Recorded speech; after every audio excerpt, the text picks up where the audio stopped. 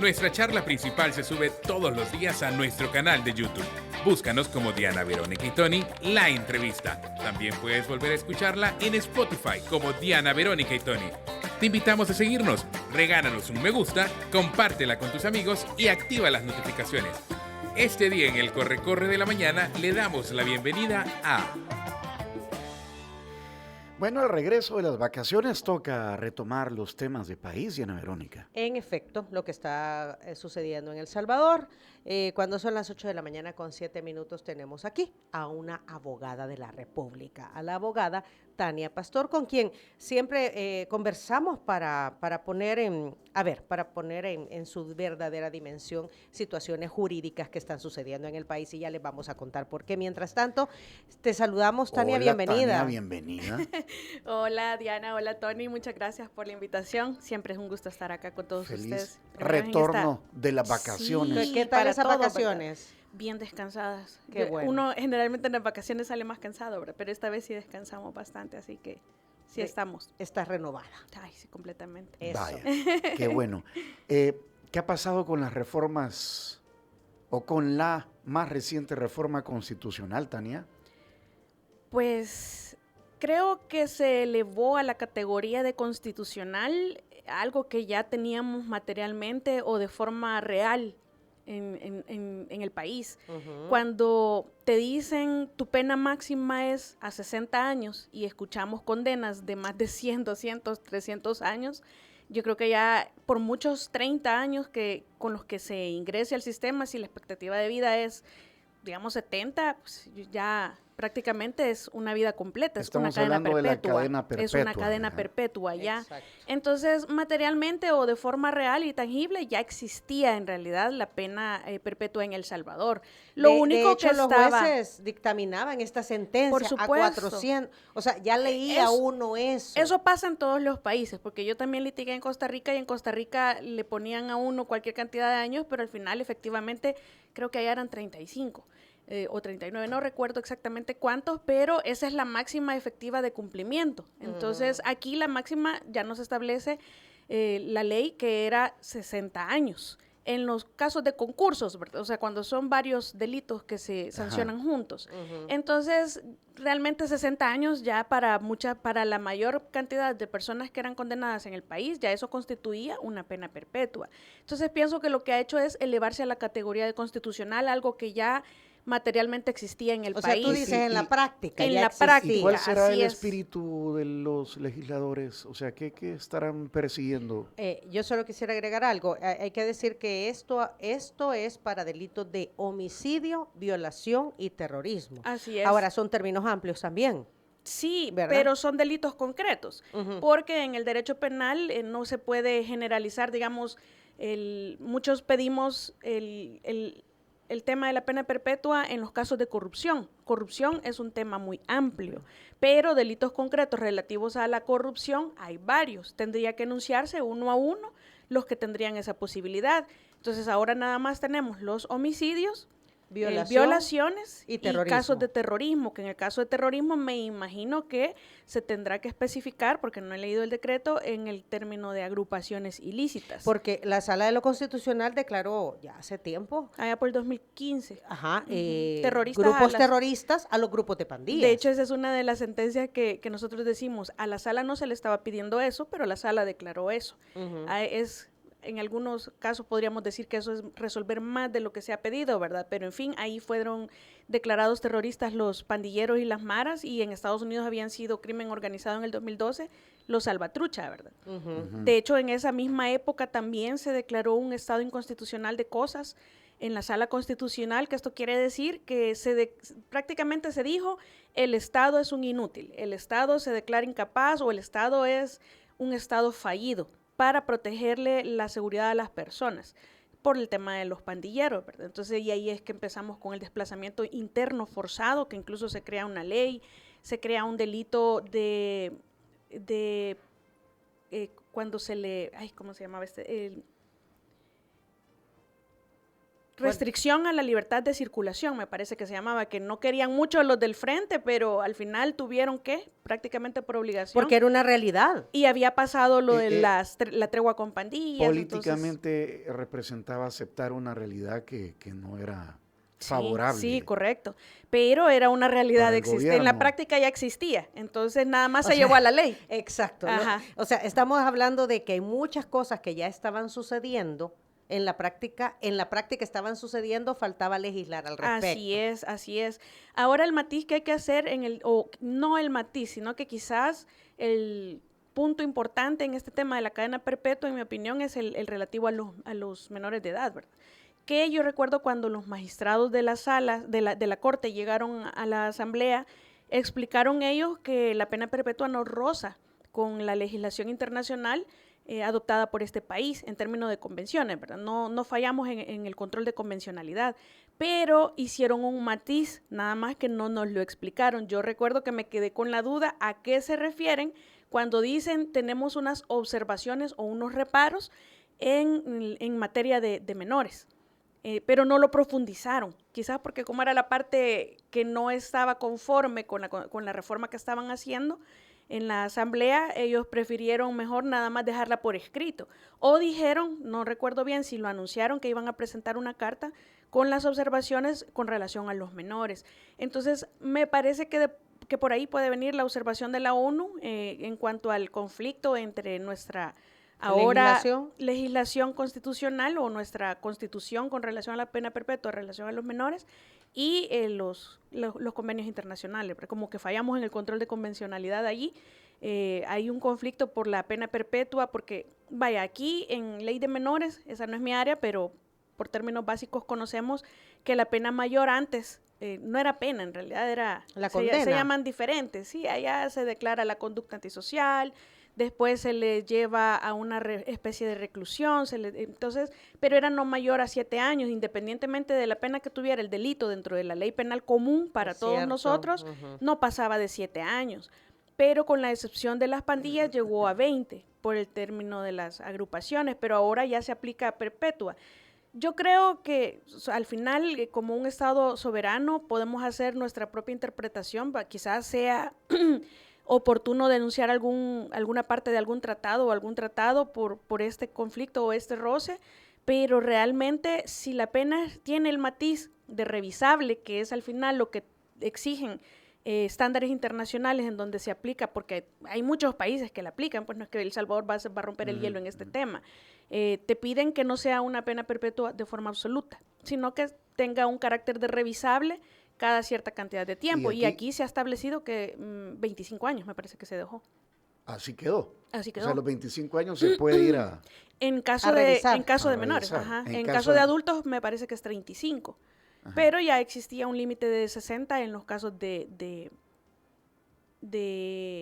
concursos de delitos, ¿verdad? Lo que pasa es que al final... O sea, concursos de acumulación de... Ajá, pero si al final es una pena perpetua, la pena establecida, entonces a los 35 años para los adultos.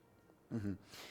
Le preguntaba cuál habrá sido, o sea, cuál será el espíritu de hacer esto, de realmente elevarlo a nivel constitucional.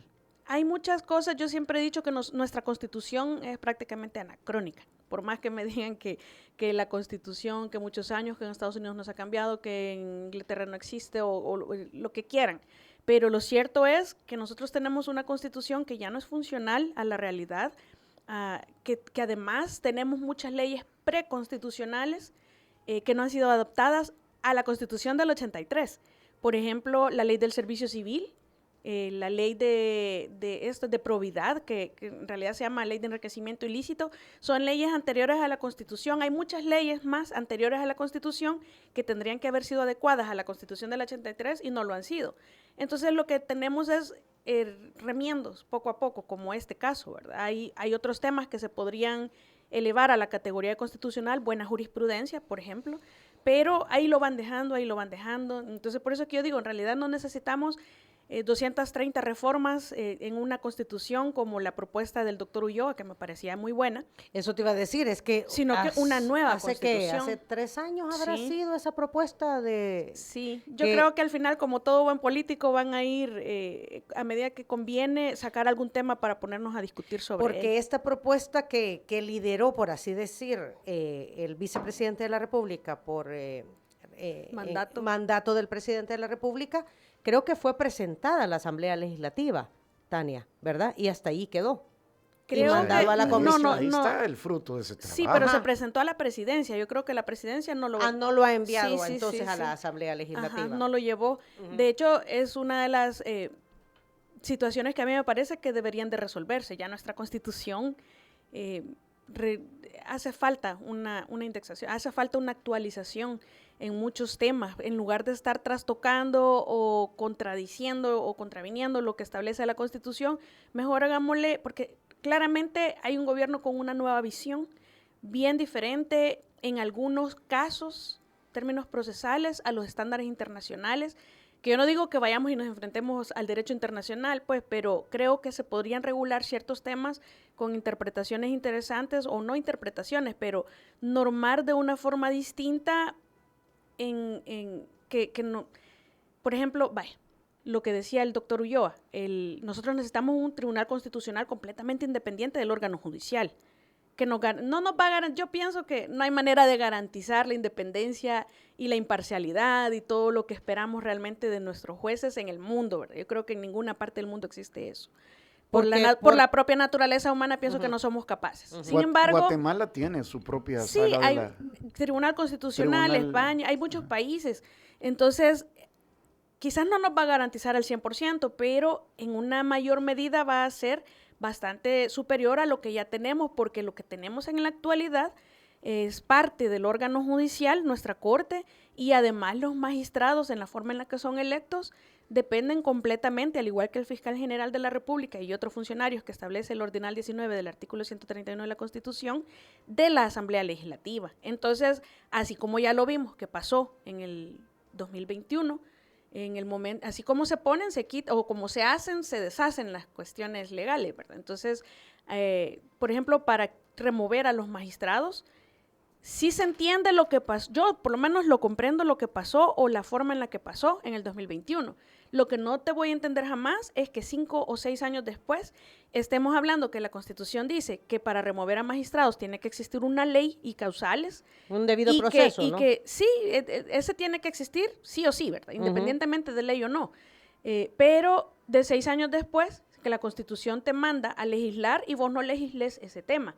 Esa es una inconstitucionalidad por ausencia de legislación de parte de la Asamblea Legislativa, porque es un mandato expreso que te establece la Constitución. Entonces yo te entiendo que en el 2021 lo hayas hecho de la forma que lo hiciste porque no tenías la ley que te manda la Constitución que tengas o las causales de destitución que te manda la ley que tengas, pero que 6 años después no lo tengas, eso ya no te lo entiendo. Es un pendiente de la Asamblea Legislativa. Es un gran pendiente porque estás hablando del tercer órgano de Estado. Entonces, quizás un tribunal constitucional independiente del órgano judicial, independiente de los 3 órganos y que tenga un mecanismo de selección o de elección bastante participativo de diferentes órganos. Igual no te garantiza, lo sostengo, porque en otros países así es, pues, pero creo que es muchísimo mejor que solo un ente completamente político como es la Asamblea, sin personas que tienen la preparación, capacidad de selección, porque cuando tú hablas de magistrados de Corte Suprema de Justicia o de un tribunal constitucional, estás hablando de personas que deben reunir ciertos requisitos. Y no es como en una elección popular, que cualquiera puede ir independientemente que tengas alguna profesión, alguna preparación, algún técnico, etcétera. Cualquiera, literalmente cualquier persona puede ser. Pero en un tribunal constitucional o un magistrado de corte tiene que poseer una preparación bien especial, no solamente personal de probidad, sino que además técnica, además profesional. Debe tener no solamente la carrera, sino que además haber escrito algo. No te exigen un libro, pues, pero por lo menos alguna opinión. Una tesis. Tener ponencias, alguna experiencia, bastante experiencia en el... Hay limitantes ahora que si nunca has ejercido la judicatura, tenés que llevar cierta cantidad de años ejerciendo la profesión, pero maestrías, doctorados, porque a la hora de seleccionar, si tenés 5 abogados de la República que además tienen un título de maestría, no te voy a decir que este sea menos que el que tiene el título de doctorado, pero a la hora de seleccionar debería de ser así. Incluso ahora te debería de decir por qué selecciono a al maestro sobre el que tiene el título de doctorado, por ejemplo. Aquel estudió más, entonces debería en teoría de estar mejor preparado. Pero entonces puede decir el ente que selecciona, este tiene más experiencia litigando, tiene más conexión con la realidad o tiene un punto de vista político más asertivo. Es decir, tienen que fundamentarte por qué lo eligen. Por sus obras los conoceréis, ¿verdad? O por qué no lo eligen también. Tania, se hicieron enmiendas también a otras leyes, al Código Penal, al Código Procesal Penal, a la Ley Especial contra Actos de Terrorismo, a la Ley Especial Integral para una Vida Libre de Violencia para las Mujeres, a la Ley Penal Juvenil, ¿verdad? Entonces, a fin de, emparejar todo con la reforma constitucional. ¿Hay algo que le haya llamado la atención? A mí siempre me ha llamado la atención el hecho de que a los terroristas, después de haber sido declarados terroristas por la Sala, se les siga aplicando la Ley Penal Común. Y estamos remiendo al delito de agrupaciones ilícitas, que allá por el 2000, 2001, 2002, todavía se llamaba asociaciones ilícitas. Ajá. Le pusieron agrupaciones ilícitas y le han venido agregando incisos, reformando incisos. Y tenemos una LECAT, una ley especial contra actos de terrorismo o terroristas. Especial. Así es. Ajá. Entonces, si son terroristas, ¿y yo por qué no les aplico esa? Uh-huh. Por ejemplo, un juez de la República decreta una orden de libertad a una persona procesada en el marco de todo esto de la seguridad actual por agrupaciones ilícitas. Lo detuvieron, le decretan la libertad y a la salida del penal, lo que estuvieron haciendo al inicio, muchos policías, no te puedo decir que todos, porque no lo sé, es que los detenían por organizaciones terroristas. Entonces, como decimos en El Salvador, no me jodas, estás haciendo lo mismo 2 veces, que es una prohibición que existe en el país. Nadie puede ser procesado 2 veces por la misma causa. Por el mismo delito. Ajá, entonces le pusiste allá agrupaciones, ahora organizaciones, pero es lo mismo. Es el mismo, como decimos, el mismo perro, pero con otro nombre. Ahora habría que ver por qué la liberación. Partamos de ahí. La liberación, en el instante que un juez decreta una orden de libertad u ordena la libertad de una persona en el marco de la instrucción de un proceso penal, es porque se reúnen, no necesariamente porque se confirmó su estatus de inocente, sino que puede ser porque sabemos que se han liberado personas que si no tienen vínculo, ¿verdad? Pero lo más normal que está regulado en nuestra ley procesal penal es que reúnen los arraigos necesarios para enfrentar el proceso en libertad. Y ese es el tema de los arraigos. Los arraigos, sí, porque antes habíamos caído en una práctica bastante, no sé si excesivamente ligera o ahora estamos extremadamente complicándola. Porque la realidad es que antes uno decía arraigo familiar y llevaba las partidas de nacimiento de los niños, la partida de matrimonio con la mujer, arraigo domiciliar y llevábamos el recibo del agua, de la luz, del teléfono, el arrendamiento de la casa, y arraigo laboral llevábamos una constancia de trabajo. Ajá. Y eso era arraigo ya. Y eso era arraigo ya, pero en realidad eso no, si nosotros... ¿En la práctica? En la práctica, si nosotros lo analizamos, en la realidad eso no constituye un verdadero arraigo. Ahora se te pide un poquito más de diligencia en esos temas. Si tú vas a arraigarte como papá, imagínate que en el país tenemos un alto porcentaje, por no decir mayoritariamente, hogares con un solo padre, que es la mamá. Uh-huh. La mamá es la que se hace cargo, es la que ríe, la que llora, la que hace todo, la que mantiene. Este país tiene más hogares liderados por mujeres que por hombres. Ajá. Así es. Entonces, ¿cómo probás vos como hombre que sos no solamente que sos papá, porque eso lo probás con una partida de nacimiento, sino que sos un padre responsable, un padre presente, un padre que responde, que está ahí, ¿verdad? Que está presente. Sí, porque lo único es la constancia de la Procuraduría, que no tengo cuotas pendientes. Sí, pero eso no es suficiente. No sé cómo se prueba. Yo lo hago, bueno, por lo menos nosotros sí, en ese específico punto, tenemos que consignar, especialmente la mamá, que es quien mejor puede dar fe de que el papá es realmente un papá presente, un papá responsable, un papá que aporta. Entonces un testimonio de la pareja. Pero el testimonio también se acompaña de pruebas. Por ejemplo, si el papá aporta, tiene que estar en la tarjeta de ahorro del niño o de la mamá, tiene que estar documentado. No solo es que es que él me da. Ahora, eso no quiere decir que vamos a tratar desigualmente o a excluir a quienes no tienen una cuenta o no han hecho un proceso legal, porque hay papás que dan $30 mensuales y esa es su posibilidad, y hay personas que realmente viven con eso, aunque todavía no lo creamos, ¿verdad? Por lo menos como ayuda, porque también hay una confusión. No es que el papá va a dar, estoy poniendo un ejemplo, ¿verdad? 300. Va a dar 300 y la mamá, bien, gracias, y yo voy a vivir solo con eso. 300 es el papá, 300 es la mamá, ¿verdad? Así es. Los dos aportan para la manutención del niño, especialmente si los dos trabajan. Entonces, la mejor persona para acreditar eso es la mamá. Bueno, yo puedo decir, el vecino ve cuando el papá viene todos los días a dejarlo del colegio, o viene los fines de semana y se lo lleva, o se está ahí un rato con los niños cuando la mamá no está. Yo puedo encontrar, lo que pasa es que a veces nos hace falta a los litigantes ser creativos. Entonces yo así puedo demostrar que el papá es un papá presente. Una constancia del colegio en donde dice que va a las reuniones de padres, padres de familia. Otro papá que lo ve siempre en los intramuros y en todos los entrenos del niño que va a clases de voleibol o de fútbol o de lo que sea. Hay maneras. Lo que sucede es que o no somos creativos, o dos, somos bastante cómodos y haraganes, porque nos gusta bien fácil decirle a la gente, no, yo ya fui al penal, págueme porque yo ya fui al penal y me mostré parte. Si es que ser defensor no solo es irse a mostrar parte, es defender, es de verdad ejercer una defensa y todos los derechos del defendido. No solamente decir soy, porque yo puedo decir soy defensor y aquí está mi nombramiento. Y aquí lo demuestro con esto, ¿verdad? No, hay que hacer actos. Por ejemplo, cuando los jueces le dicen al fiscal, usted me está pidiendo prórroga de otros 6 meses, demuéstreme qué hizo en estos 6 primeros meses que usted pidió originalmente. Entonces, si yo veo como juez... A veces se nota que es como en automático. Sí, de hecho, la generalidad funciona así, en automático lo piden, porque a última hora siempre llegan los fiscales, ¿verdad? Entonces, algunos... ¿Y usted qué hizo, fiscal, en estos 6 meses? Si usted en estos 6 meses no hizo nada, lo que debería de hacer el juez, en esencia, es negarle 6 meses más, porque usted está pidiendo 6 por haragán o por negligente. No porque, pero si yo tengo 6 meses, es un caso, porque en los casos complejos, generalmente los jueces siempre dan más tiempo. Pero si usted en un caso complejo 6 meses y no hizo nada, no debería darle 6 meses más, porque no hizo nada no por complejo, sino por bestia.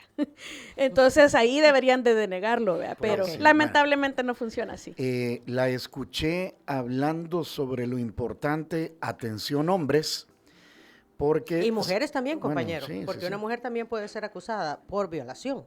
O de abuso sexual. Abuso sexual. Entonces, bueno, hoy hay cadena perpetua para ese tipo de delitos, una vez comprobado, ¿verdad? Sí. El problema es que hay un montón de acusaciones falsas. Así es. Vaya, primero quizás aclarar que cuando se dice cadena perpetua no es que en automático para el delito de violación, para el delito de homicidio, para los relativos al terrorismo, va a cadena perpetua, sino que esa es una facultad o una potestad que tienen los jueces de cuando determinan que hay una persona que es responsable de haber cometido un hecho ilícito, se le puede imponer hasta esa pena. Pero no quiere decir que va a ser siempre esa pena, sino que todo va a depender, a eso se le llama proporcionalidad, a eso va a depender de cada caso, prácticamente, de la gravedad del caso, de las circunstancias, de las personas involucradas, y varios otros temas más. Yo creo que es importante entonces decir de que no es en automático que si te acusan y te encuentran culpable de homicidio, violación y terrorismo, vas a tener cadena perpetua. O sea, yo creería que en terrorismo casi todo sí, ¿verdad? Pero dependiendo del grado de participación o de, digamos, porque yo sí no concibo, bueno, en el caso de los terroristas, es demasiado sui generis y yo siempre he dicho, esos hay que alejarlos de la sociedad definitivamente porque ya no hay, en mi opinión, manera de resocializar a la mayoría. Pero habían algunos que estaban en el proceso de ingresar quizás a la estructura que probablemente en esos casos no sea necesaria la pena perpetua, ¿verdad? Ok. O sea, una cadena perpetua significa de que se le va a alejar de la sociedad porque es demasiado malo. Sí, de hecho, se le llama neutralización en términos de criminales. Vaya, cuando el Estado decide neutralizar a alguien, es decir, alejarlo de la sociedad o proteger a la sociedad de esta persona de la mejor manera que tiene el Estado para hacerlo, aplicando el jus puniendi o la facultad de ejercer violencia sobre las personas. Digamos, el Estado es el único que tiene esa potestad a través del derecho penal y del derecho administrativo sancionatorio o sancionador, y lo que hace es retirar a esta persona peligrosa prácticamente, que es un grave peligro para la sociedad. Lo que hace es aislarla del mundo, de la sociedad, alejarlo de las personas para que no pueda perjudicarnos más de lo que ya hizo. Exacto. Entonces es una neutralización. En casos bastante graves es la manera que encuentra el Estado de protegernos, y pienso yo que es racional. En mi opinión sí es. Claro. Con el tema de terrorismo, ¿qué pasa entonces con el tema de violación? Vaya, con el tema de la violación, para las mujeres quizás el llamado a la conciencia, ¿verdad?, de utilizar las leyes en nuestro favor de la manera más responsable posible. Yo entiendo que esto es bien difícil porque hay mujeres que de verdad aquí les entra y aquí les sale, o ni siquiera les llega a entrar, ¿verdad? No les importa porque la misma naturaleza humana, pero las mismas circunstancias de querer quedarse a veces con los niños los hace de una pareja que se separa, las hace bastante vulnerables a utilizar las leyes de forma egoísta y de forma ilegítima, porque denuncian al exmarido de que tocó a la niña, de que tocó al niño, o de que intentó agredirlas, y como saben que hay una sobreprotección para las mujeres, entonces les meten un gran problema a los hombres, que hasta pueden, imagínense en este caso, dependiendo de la gravedad que logre decir ella, porque a veces hay casos, no me van a dejar mentir los litigantes y los jueces, en el que solo el testimonio de la víctima y es suficiente para una condena, ¿verdad? Así haya prueba que no corrobore o alguna que contradiga. Hay casos en los que se da... desgraciado a alguien solo por el testimonio de una persona. Sí, y no lo digo porque haya sido mi cliente o porque soy defensora. Es decir, abogada que ejerce la defensa en algunas veces este tipo de casos. Generalmente en este tipo de casos de violencia sexual, si yo me meto es porque creo en la inocencia de las personas, porque si no, tuve un caso así, yo le digo, aquí usted es responsable y va directo al matadero, ¿verdad? Aquí es mejor un abreviado, una pena negociada y confiese, porque es decir, uno sabe, y esto quizás algunos no lo van a ver bien, pero la verdad es que a mí me gusta decirle a las personas la realidad, y no engañarlos solo por sacarles pisto, por seguir, que más a largo el caso, más dinero, entonces no es así. Y realmente en estos casos de violaciones sí he visto bastantes en los que la mujer hace uso de las leyes favorables para nosotros, la ley IVA, hay otra que es para erradicar la violencia, y lo hacen solo por el objeto de quedarse con el niño o la niña, o hacerle simplemente un daño al ex que le fue infiel, quiere decir, o que Tania, le quitó los bienes porque no se casaron con bienes mancomunados, etcétera. Que entonces sí hay, digamos, una balanza a favor. O sea, no está equilibrada la balanza en cuanto a leyes, y están más a favor de las mujeres en nuestro país. No es que estén más a favor, es que a veces para lograr una verdadera equidad, y yo siempre lo ilustro con, yo no sé si alguna vez ustedes vieron ese dibujo en donde hay dos niños viendo por una cerca y un niño tiene como unas graditas y el otro está literalmente viendo. Entonces al niño que tiene las graditas, si no le pones las graditas, no va a tener la misma posibilidad de mirar lo que está del otro lado. Entonces para lograr equidad a veces tenés que hacer un trato desigual. Y eso es lo que sucede con las mujeres. Yo creo que todos entendemos de dónde venimos, de la lucha que traemos, de la igualdad que nunca hemos gozado y que todavía estamos en esa lucha permanente. Es decir, por ejemplo, no es casualidad que, por ejemplo, en la Asamblea Legislativa no haya la misma cantidad de mujeres que hombres. Hay países en los que hay cuotas, debes cumplirlas, pero tampoco estoy a favor de las cuotas porque eso quiere decir llevar mujeres por el hecho de llevar mujeres. Y no se trata de eso tampoco. Exacto. Ajá, entonces creo que es un equilibrio, pero si tú no tenés, por ejemplo, una ley especial, a mí me parece que es de las mejores leyes especiales que tenemos, algunas creo que son simplemente excesos, pero esa sí me parece muy necesaria, ¿Cómo te proteges vos? Porque un hombre, yo tenía una discusión una vez con un amigo, pero es que a veces que lo cuenteen a uno, ¿por qué tiene que ser tan grave? Entonces yo le digo, bueno, es que venimos de normalizar las mujeres situaciones que no deberíamos de haber normalizado en el pasado. El acoso sexual es una de ellas.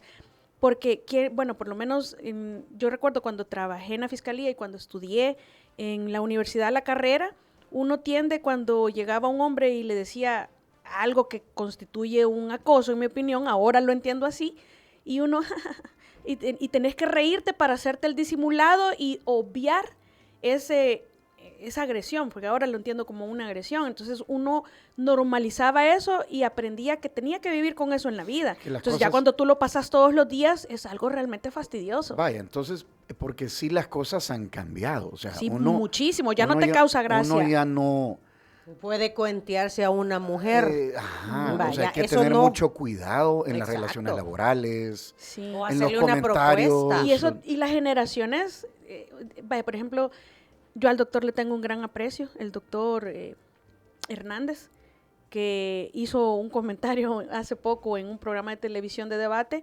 Hernández Turcio. Hernández Turcio, gracias. Yo al doctor le tengo un gran aprecio y respeto y entiendo su generación, cómo ven las cosas. Para él ese tipo de cosas como las que dijo son cosas que causan gracia, porque en el pasado causaban gracia porque habíamos aprendido a normalizar ese tipo de cosas. Ahora ya no nos causan gracia, ahora nos molestan. Pero hay generaciones que no te lo van a entender así, ya no van a cambiar. Entonces te toca tener un poquito de tolerancia adicional, ¿verdad? No quiere decir que esté bien, pero hay que entenderlo. Entonces ese tipo de cosas que antes normalizábamos, ahora ya no las toleramos. Y así es como debería de ser. Sin embargo, de esa situación se aprovechan muchas mujeres que vienen y dicen, me acosó. En casos hasta de vecinos lo he visto yo. Y que con el video, gracias a Dios, que el vecino tiene una cámara en la calle, logró captar que era mentira lo que la señora dijo. O el caso, para que todos se ubiquen, más típico, más claro, que es lo que pasa a diario, es el de la señora de la SEM, creo que era, de las ambulancias. Del sistema de emergencias médicas. Sí, ¿se acuerdan que le dijo al muchacho, voy a llamar a la policía y voy a decir que me empujaste? Suficiente para que se lo llevaran detenido al muchacho. Pero ¿qué pasó? El muchacho estaba grabando y demostró que era mentira y le expuso. Entonces, eso que hizo esa señora es más común de lo que nos podemos imaginar. Y eso que ese es un caso bien sencillo, digamos que no acarreaba mayor gravedad. Pero cuando hablamos de una violación, ya estamos hablando de un caso que te puede acarrear hasta cadena perpetua. Entonces, ¿qué deberíamos hacer, Tania? Porque el tiempo se nos ha terminado. Yo lo que pienso es que como mujer, un llamado a la conciencia, que seamos responsables en el uso de este tipo de leyes y no las abusemos. Es una minoría, pero es un llamado a la conciencia porque creo que vale la pena que como mujer siempre llevemos este rol y esta palabra a las demás mujeres. Como hombre, yo sí les recomiendo que se protejan. Si usted tiene a su cargo supervisión a mujeres, abra la puerta siempre que le va a llamar la atención y llame un testigo. Si usted va a discutirse con su esposa sobre un tema de los niños porque ya se separaron, mire, usted tiene derecho, como una parte de la conversación o de la discusión, a grabar. Grave. Usted siempre protéjase porque no es de llegar a decir, ay, es que eso que está diciendo es mentira. Es que tengo que probarlo, que está mintiendo. Porque es cierto que la inocencia es el estatus natural de todas las personas. Todos somos inocentes hasta que se nos demuestre lo contrario en un juicio oral y público, conforme las leyes salvadoreñas.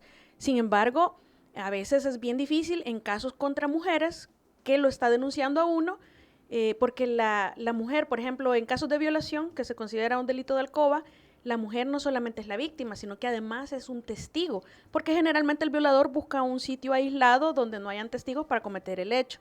Entonces es bastante reforzado el caso de una mujer con su simple testimonio. ¿Y cómo vas a demostrar que eso no es cierto si es tu palabra contra la de ella y la de ella según la ley pesa más, ¿verdad?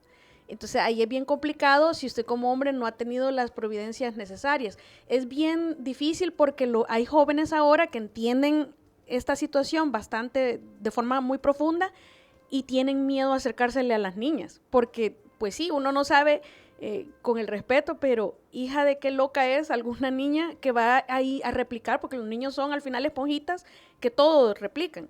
Vaya a replicar la conducta de la mamá que hace abuso de este tipo de leyes y salga diciendo cuando el niño no le hizo caso, pues Cuando- que el niño la el niño agredió. Lo que ¿verdad? quería era cortejarla, vaya. Porque Sí, eso, pues si se da. se vuelve complicado, pero Ajá. pues sí, hay que tener la educación a los niños que respeten, que no se les anda insultando a las niñas, porque usted le dice una mala palabra insultándola, o en el estudio, en lo que sea. Y eso es delito. Y es delito. Y Exacto. no es delito si lo hace al revés la niña, ¿verdad? Entonces, es cierto, ahí no hay un estadio de igualdad, pero tiene una justificación y una razón de ser. Ok. Pero sí, cuídese siempre. Yo les digo, pongan cámaras, en el carro anden cámaras, en su casa pongan cámaras. Hay gente que no va a tener esta posibilidad económica, sin embargo, busquen otras maneras alternativas, ¿verdad?